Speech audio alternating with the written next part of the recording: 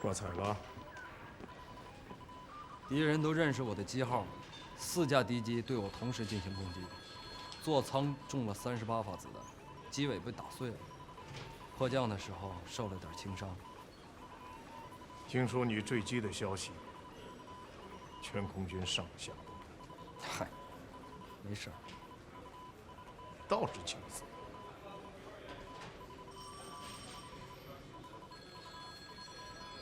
我这个空军司令也是油尽灯干。去年到目前为止，我损失战机54架，牺牲的各类飞行员已有374名。不是说莫斯科那边第2批援华贷款马上就要到了吗？飞机是会补充一些，可像你这样的飞行员，我上难找。没有成熟的飞行员，再好的飞机也只是一堆废铁。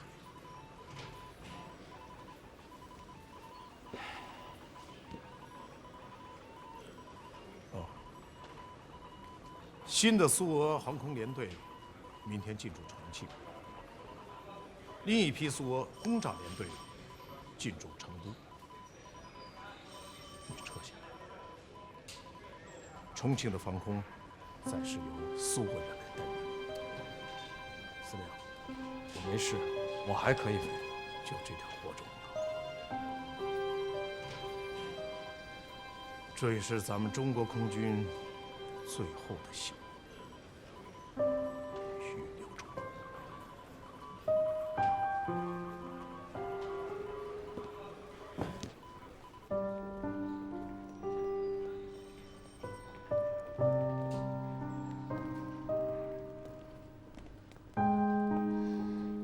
听说你的座机摔了，别提了，我那飞机上还喷了7朵梅花呢，太可惜了。大难不死，也许就是梅花保护了你。是吗？日本人把花分为2种，一种为生花，一种为死花。还有这事儿？他们把那些晚于季节开放的花称之为死花，早于季节开放的花呢叫生花。哎，那我那花是生花还是死花？当然是生花了。梅花的生命力是百花中最强的。有道理。等下次再领了飞机啊，我在上面再喷几朵梅花辟邪。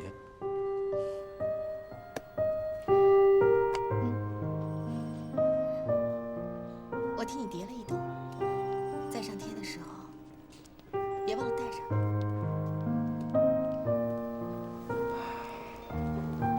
那我可把它当成定情信物了，别后悔了。长林啊，真不好意思啊，打扰一下，你得先把你身边的这位女士借我用一下。新来啊，我刚刚接到情报，宪兵队他们已经捕获了敌人电台，你得马上去一趟。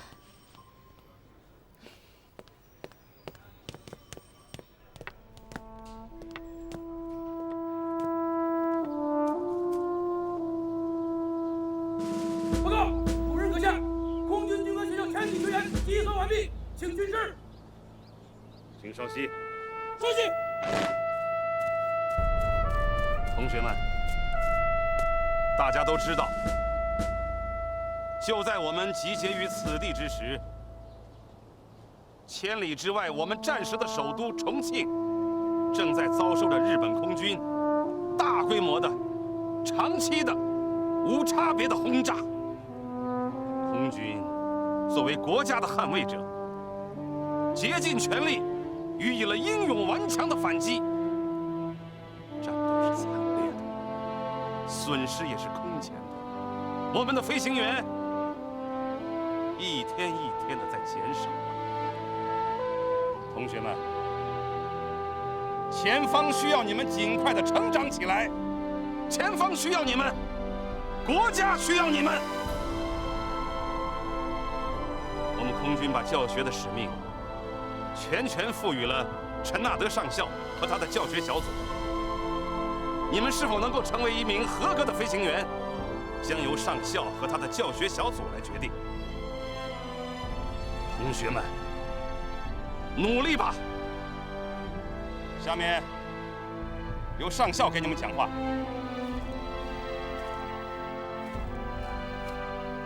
先生们，并不是每一个人都能成为合格的飞行员。如果你对飞行缺乏激情，如果你缺乏反应能力，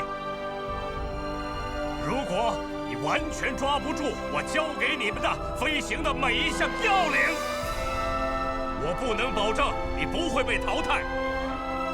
在全世界的每一所航校，飞行学员的考核淘汰率都在50%以上。从今以后，淘汰制也将成为我们这所学校的一项制度，长期存在。所以，如果你们想要不被从本校淘汰，那么你们只有加倍的努力，再努力。祝每一位学员好运。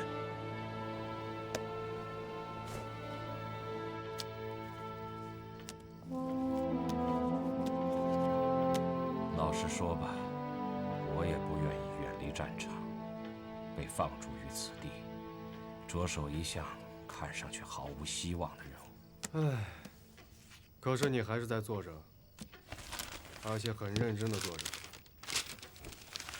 上校，按你现在的计划，你估计什么时候能训练出第一批合格的飞行员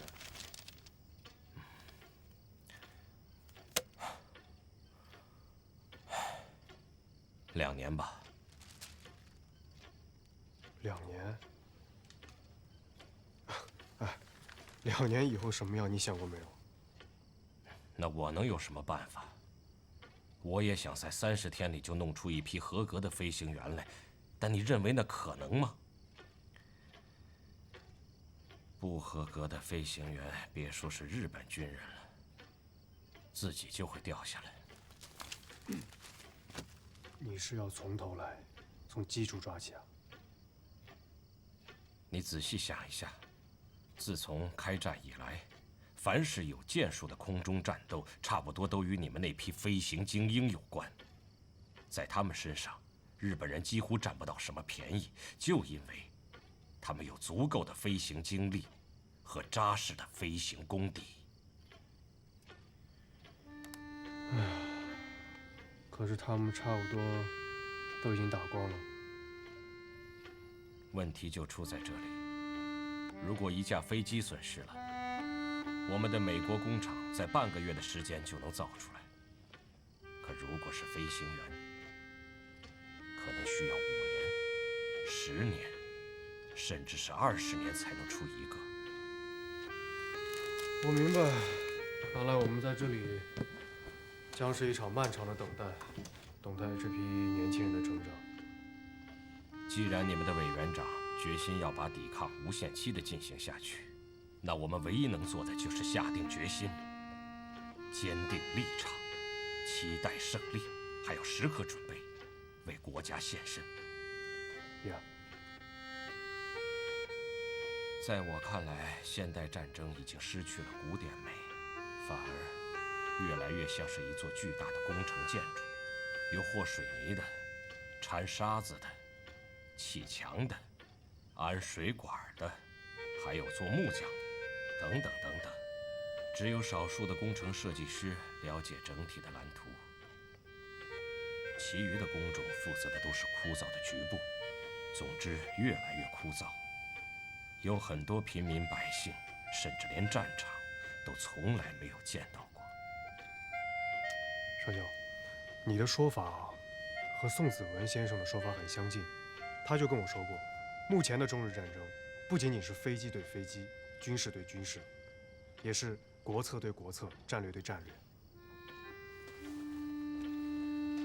他很看不上目前决策层里面那些目光短浅的人。宋，听你这么说，我应该和他合得来啊。宋博士就住在昆明，而且最近心情很不好，什么职务也没有。你不妨抽空看看他。克莱尔。哦，上等的古巴雪茄。你知道吗？我已经有1年多没抽过它们了。这也是别人送的。好，送给你。谢谢，非常感谢。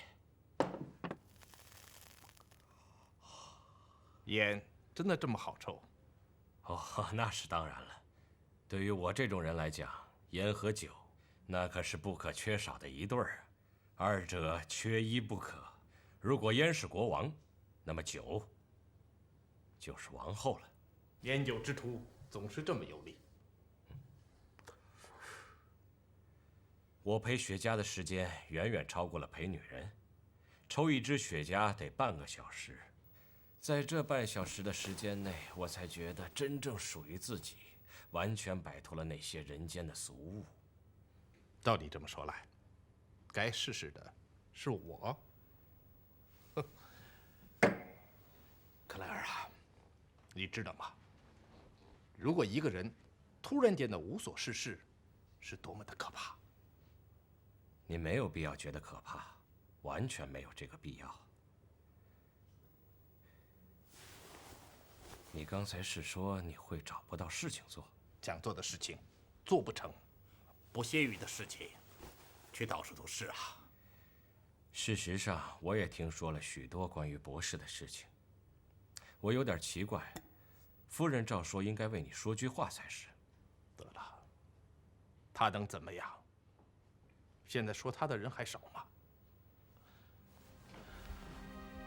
在我们这里，舌头是可以杀人的。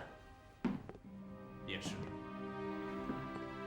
我和外国人打交道太多，别人不待见，找茬怪罪于你。他们哪里知道，外交之于我国是多么重要。克莱尔，我这么跟你说吧，中国的未来之命运，将取决于国际大事。博士是指中国未来的外交形势吗？走。目前国际局势类似于中国古代的战国时期，诸强合纵连横，欧洲随时随地都可能爆发战争。处于战火中的中国，想要生存，就必须走对路，下大棋，不能搞小动作。我们那位说了算的人，喜欢搞一些旁门左道，类似于年初出台的一些对共产党的新政策，没有什么大意思。还有，私底下对日谈判，更是法力的诈术。真正外交不能这么搞，这都是一些不专业的人在背后出坏主意，瞎搞。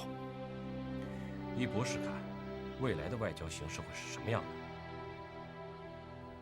必须首先弄清楚我在国际上的位置，要有定力，不能朝秦暮楚。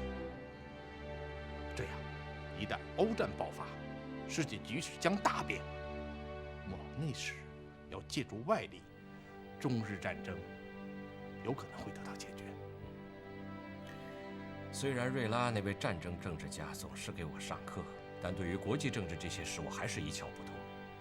上校，不吃鱼刺，不等于不会吃鱼；不吃马肝，不等于不会吃肉。做你的飞行天才吧，啊！谢谢。干杯！哎，对了，大将，这批汉口沦陷前新招募的飞行员很有朝气。你知道他们身上的什么东西给了我希望吗，少校？朴实、简单，没有一丝一毫养尊处优或者纨绔浮夸的习气。他们这些学员一点也不骄狂。1年来，他们们一直饿着肚子，走在西撤的路上。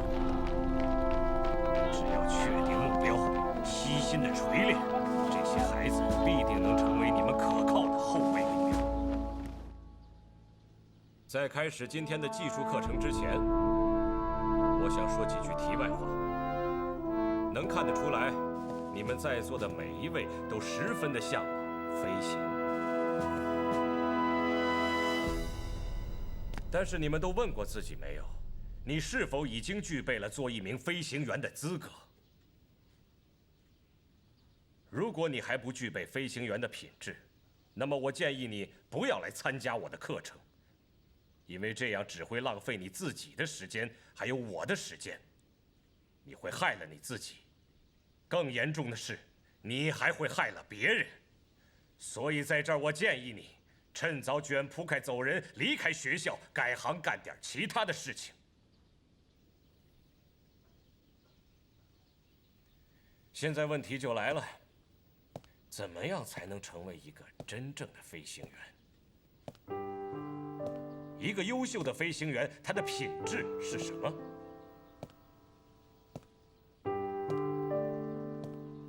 为了帮助你们理解，我现在给你们讲一个故事。那个时候，我刚刚到中国，奉命到南昌检查你们空军飞行员的训练水平。在那儿，我遇到了你们的一位飞行中队长，驾驶的是一架昂贵的马丁飞机。他在南昌安置了家眷，过着非常舒适的家庭生活。当天，我向他下达了飞行训练的命令，可是他认为自己是最优秀的飞行员，来训练或者来听我的课有失脸面。所以，等我到了机场，跑道上空荡荡的，他根本没有出现。于是我立刻跑去找到了你们的最高司令官，争取到了他的支持，因为我也是寸步不让的。那个飞行员最后被强迫执行了当天的飞行训练。但是后来发生的事情，令我终生也忘不了啊！你们这位中队长在飞行训练结束后，利用降落之时，有意侧滑，倾斜降落飞机，使螺旋桨叶与地面摩擦，导致了机翼被撞弯。发动机脱落，飞机被撞成了两半，可他却从失事的飞机中若无其事地走过来，坦坦荡荡地对我这么说：“哦，你看到了吗？这就是你今天非要强迫我训练的结果。”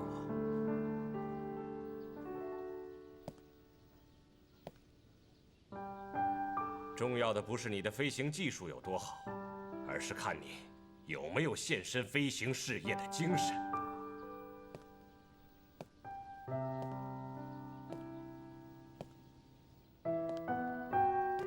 你们怎么看这件事？你们也会这么做吗？如果你们也会这样做的话，那我劝你，现在就带着行李滚蛋！共同地球上，一起来渴望，拿起我们铁锤刀枪，走出梦想天堂课堂，把千军马走上民族解放一仗。请问学员刘以夫在这儿吗？谢谢。我们的队伍是广大强壮，全是被压迫囚徒。刘以夫。朝着一个方向。接待室里面有人找。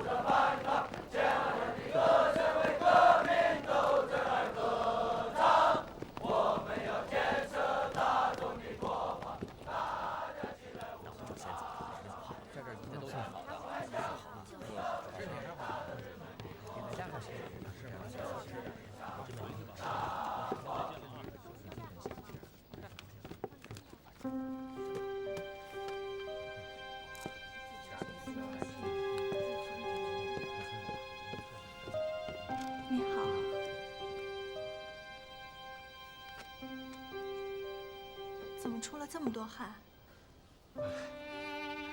刚上完体能课。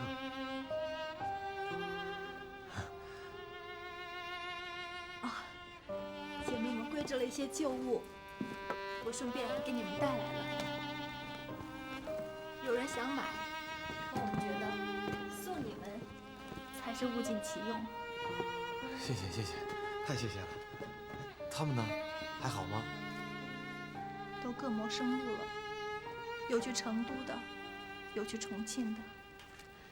孩子二舅在昆明，我就来昆明了，在旧技术打份短工。是吗？那挺好的，挺好。啊，来，试试吧，我觉得应该挺合适的。来。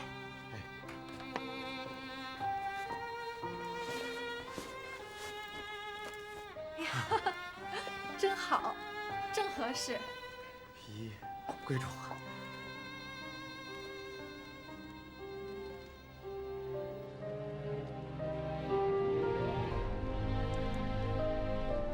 是我丈夫的，他死在夏天，衣服落家里，留着吧，送你的。很喜欢，谢谢。我小心点，我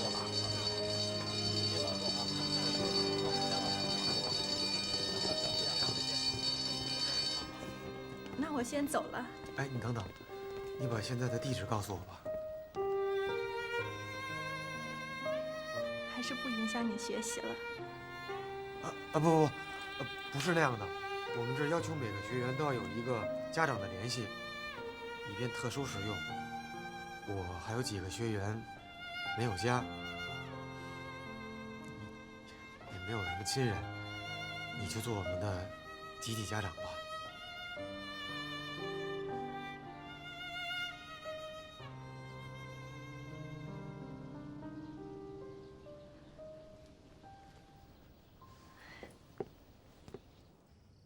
According to foreign news agencies, Germany has attacked Poland. Britain and France declare war to Germany. The American president announced embargo on 11 industrial products against Japan. 请进。American president. 特效，大事儿！德国进攻波兰，英法已经对德宣战了。我刚刚收听了英国 BBC， 我国的罗斯福总统也于近日宣布了11种工业产品对日本实行禁运。这是个好兆头。司令官啊，但是还不够，应该对日本政府全面禁运。将军，我认为你不用说服我，因为我一直以来都确信，美国和日本之间必将会有一场大战。上校，应当回趟美国啊，影响一下你的同僚和政府。按照咱们的合同，你享有2个月的探亲假。回美国？是啊，来中国2年多了，该回去和家人聚一聚了。这么大的事情，我必须先跟夫人商量一下，看看她的意思。这就是夫人的意思，是吗？夫人让你稍晚一些时候动身，和家人过个圣诞节。那说明我还有一些时间，可以帮助你们的学员完成第1阶段的学习。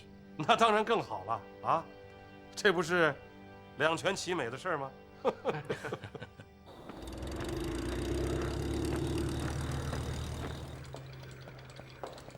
对重庆的轰炸已经不是工业式的流水作业。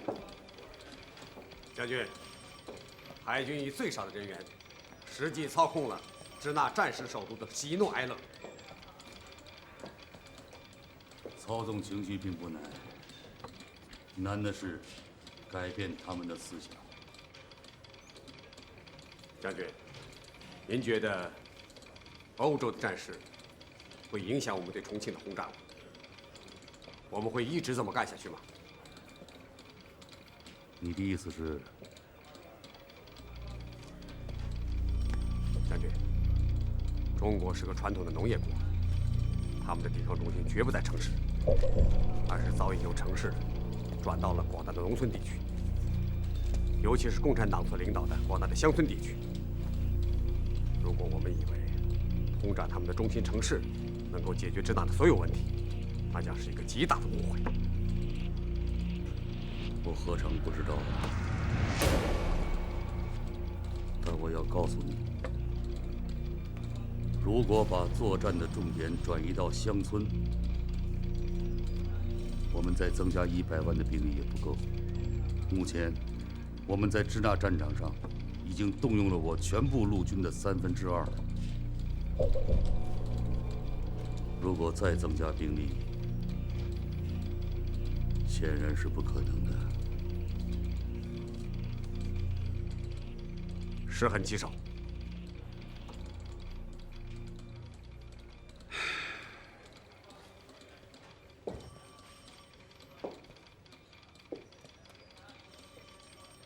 其实，我们在支那最强劲的对手是共产党领导的广大农村抵抗力量。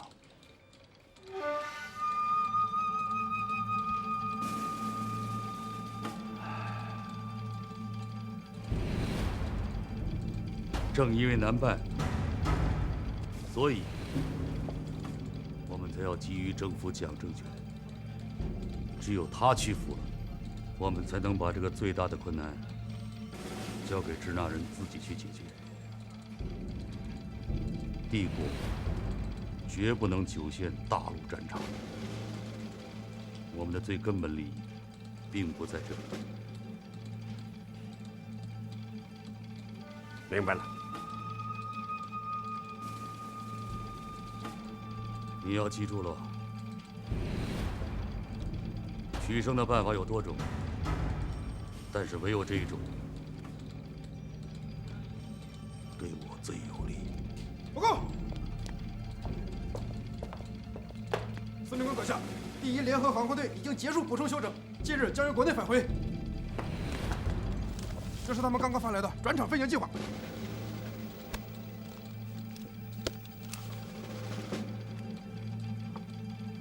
优喜，新的生力军到了。这样，在雾季到来之前，可以将出击重庆的架次再翻上一番。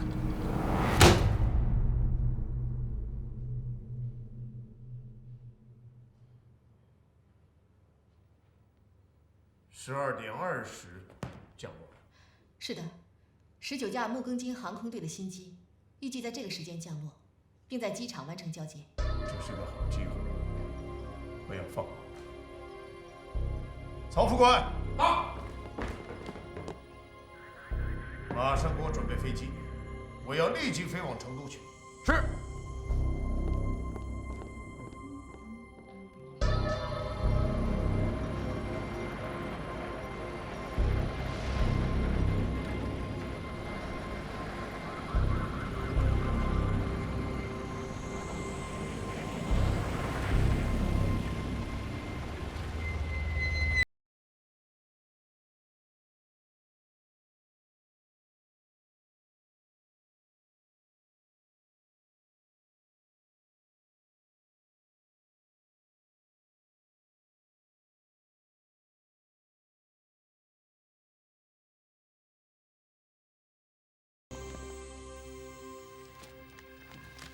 毛，你是说整个汉口机场停了200架飞机？是这样，所以必须要完全把它们消灭在鸟巢内，否则一旦起飞，我重庆又要蒙受巨大的灾难。我得想想这有多大把握。将军，据我们的情报，敌人海军第1航空联合队在近日2天不断地从日本本土飞往汉口，现在空中管制非常的混乱。正好，我们的一流星机群正好趁此之乱，突然出现在汉口上空，打他个措手不及。毛，你不要着急，我只是想把事情做得专业一些。是吗？那咱俩可就掉到一个湖里了。最让我欣慰的是，日本人对我新到的1.6星轰炸机的远程奔袭能力还不完全了解。你要知道，我的1.6星轰炸机载弹1吨半时，仍然可以达到飞行3000公里以上的航程。我们从成都直接奔袭汉口，然后再高速返回，无需中途加油。所以啊，我毛某人星夜前来请兵啊。将军，此次取胜的关键在于突然性。为了营造这一气氛，我已替你们想好了一条秘密航线。你看，贵部1.6星机群从这儿到这儿，之后再向左到这儿。你放心，这一切区域都是在我军的控制之下，日军发现不了。这很不规则。我们的领航员对这一带的地标地貌非常的陌生，完全不熟悉。再这么一绕，肯定找不到北。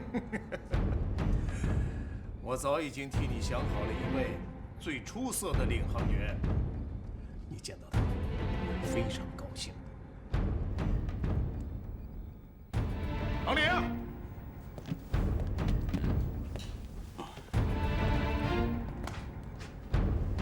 将军，中国空军上校林长旅向你报道。刘，你可是我们最后的王牌。我可是把他交给你了，你回头把他带到你的领队长机，他可是绝对能保证把你的1.6星机群带到目的地的。我们的目标是我以前原来的机场，我在那里飞了100个起，熟悉那里所有的地层。如果由我领航的话，我会带领你的机队隐蔽接近，彼此通过，而且会将那里所有的要害目标击落。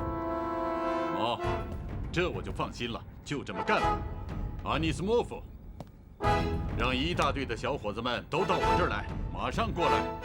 是，将军。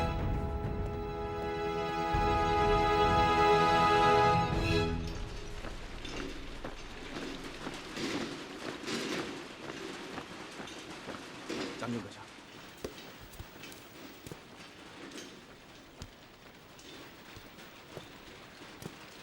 这批新型飞机特点明显，有关于支那空军不惧威胁、强行抵近的攻击方式，在机翼两端新增了水滴型的机枪塔，改善了机翼的护航能力。这样的改进当然很好，但是依我看，护航能力的真正解决，还是要续航能力更大的战斗机来完成。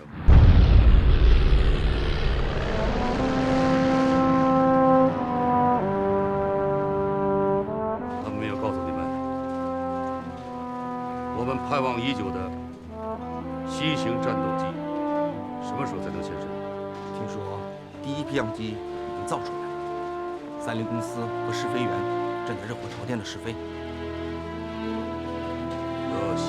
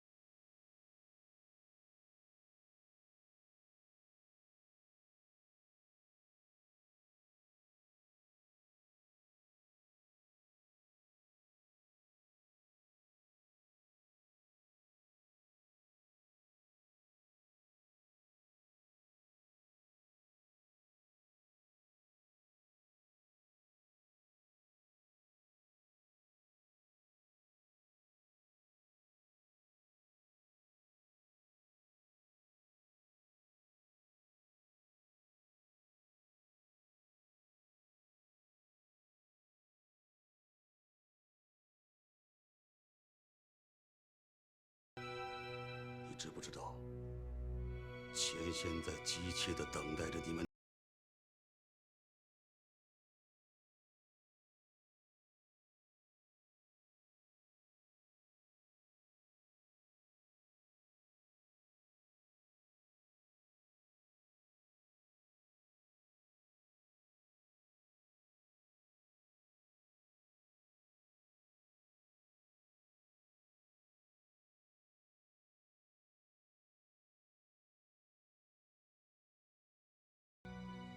你应该去看看你的女邻居。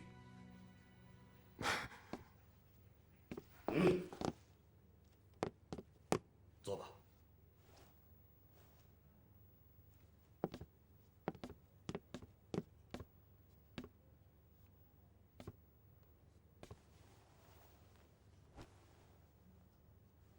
长官，你这是……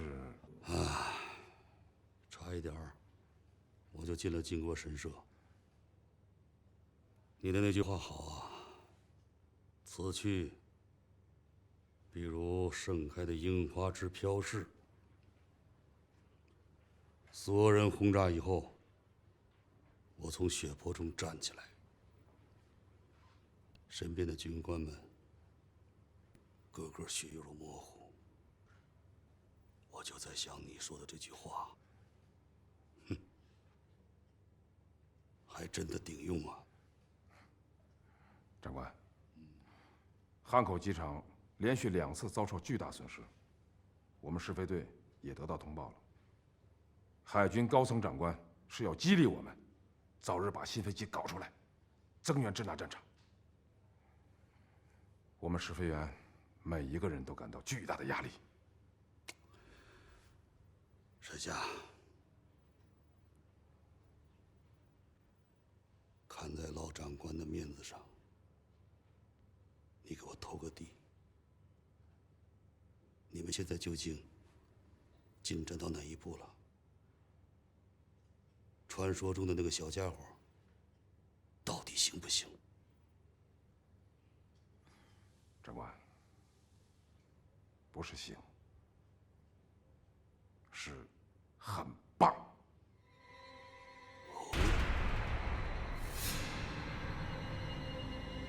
哟西，沈夏，你们真应该到前线去亲眼看一看。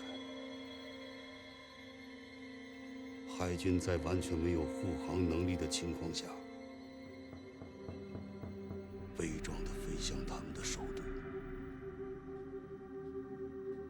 支那的防卫飞机冲到我机群前开火，他们完全是自杀式的向我轰炸机群发起进攻，非常的惨烈。我们应该从根本上剥夺他们这种不要命的做法，在他们开向我们机群之前就干掉他们。为此，我们就必须要有高性能的战斗机来护航，而且它的续航能力必须达到2000公里以上。